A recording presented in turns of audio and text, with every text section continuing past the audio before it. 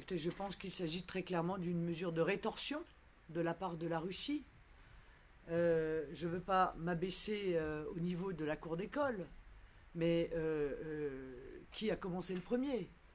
L'Union européenne a mis en place une liste de personnalités interdites de se déplacer dans l'Union européenne. Là encore, je crois pouvoir dire que c'est la première fois dans l'histoire qu'un pays mettait sur une liste des députés. Et y compris d'ailleurs M. Narychkin, qui est le président de la Douma, c'est-à-dire l'équivalent du président de l'Assemblée nationale française.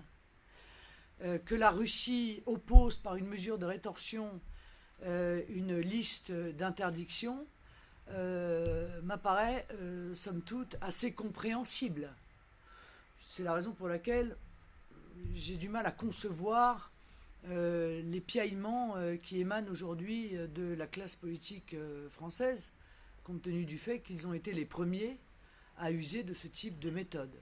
Maintenant, sur le fond, croyez-moi que je ne me réjouis pas de cette escalade, car je suis un fervent défenseur du rétablissement des relations avec la Russie, de l'approfondissement d'un partenariat stratégique, et je note, je ne vous le cache pas, au travers des discussions et des échanges que j'ai pu avoir en Égypte, que la Russie est considérée comme un élément absolument essentiel dans la lutte contre la lutte contre la propagation du fondamentalisme islamiste dans le monde.